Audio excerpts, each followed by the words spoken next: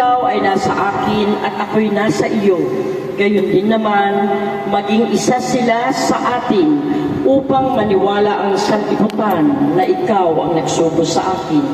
Ang karangalang ibinigay mo sa akin ay ibinigay ko sa kanila upang sila'y ganap na maging isa. Amen, Panginoong Jesucristo. Magsiupo po ang lahat. Nabublod sa pamamagitan ng ating pagsasama-sama sa pananalangin ngayong ikalabing apat na araw po ng ating pamimituho sa mahal na Birheng Maria ngayong Flores de Maria. Tatlong bagay lamang po ang nais kong ibahagi sa inyo ngayong gabi. Una, tayo po ay tinatawagan ng Panginoon na maging isa. Nakaakyat na sa langit ng ating Panginoong Jesucristo gaya ng kanyang sinabi noong linggo ay pinagdiwang ng simbahan ang dakilang kapistahan ng pag-akyat sa langit ng Panginoon kung saan nakaugat ang ating pananampalataya.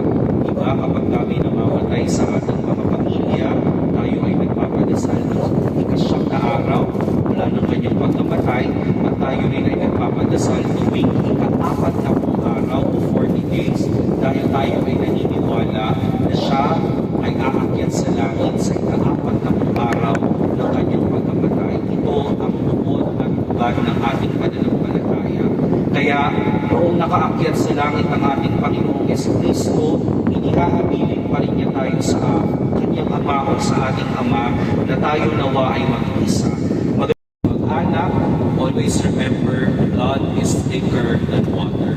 Kaya talagang dapat natin silang mahalin at hukupin dahil ang pagmamahal ay ganda at biyaya mula sa may kapal. Pangalawa, sana idalangin natin na sa kabila ng mga krisis na nangyayari sa ating bansa, magkasundo nawa ang mga senador natin.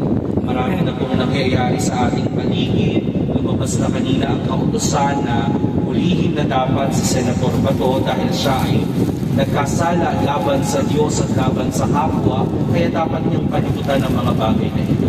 Tinatawagan natin yung mga mambabatas natin na magkaisa nawa sila na sana maging maayos po at mailagay sa tama ang lahat ng bagay dahil ang pinaglilingkuran po nila ay ang sambayanan at hindi ang kanilang galing sarili. Dahil makikita po natin na nagkakaroon ng mga inconsistencies, nagkakaroon ng tila bagang palabas sa Senado. Parang malateleserye ang nangyayari sa ating lipunan. Kaya hinihiling natin sa mahal na Birhen na magkaroon ng pagkakaisa at mailantad ang katotohanan, mailantad ang liwanag na nagmumula sa ating Panginoong Jesucristo. Panghuli po, sana po sa ating patuloy na paglalakbay bilang mga lingkod ng ating Panginoon, tayo nawa ay maging isa sa puso at diwa. Mayroon po tayong mga pagkakataon na mararanasan na tayo ay hindi magkakaintindihan, pero palagi po tayong tumuon at ilagay po natin ang ating mga paningin sa krus ni Kristo.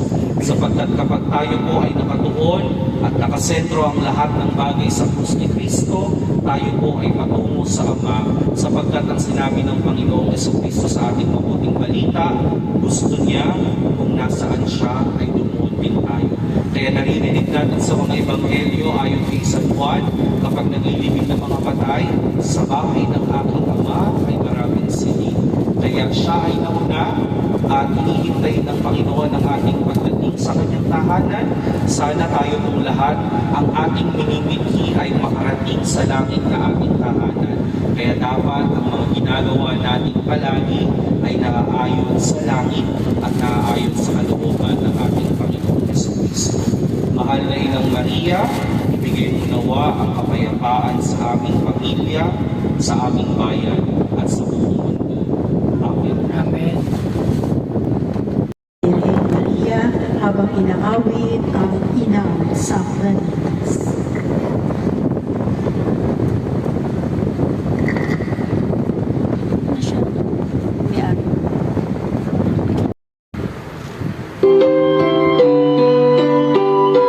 Ave Maria,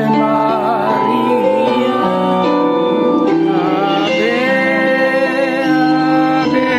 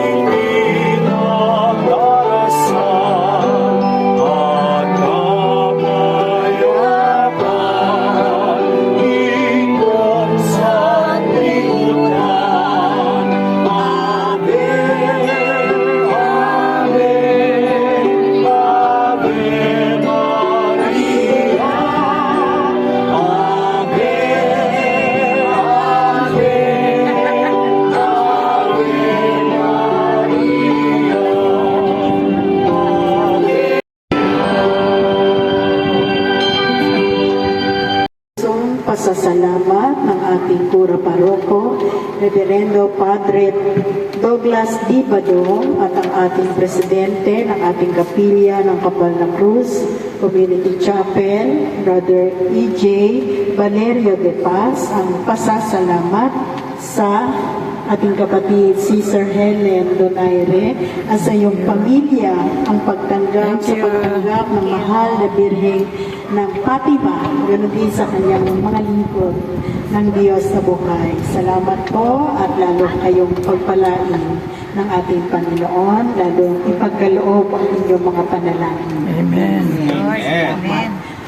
Panalangin ng pamamaalam.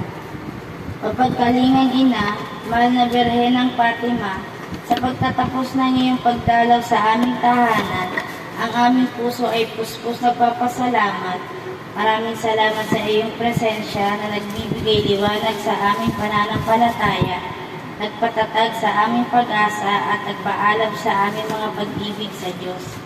Bagamat ikaw ay aming mamaalam, nananalig kaming mananatili ka sa aming puso at buhay. Bilang ina, patuloy ng gumagabay at nagmamahal.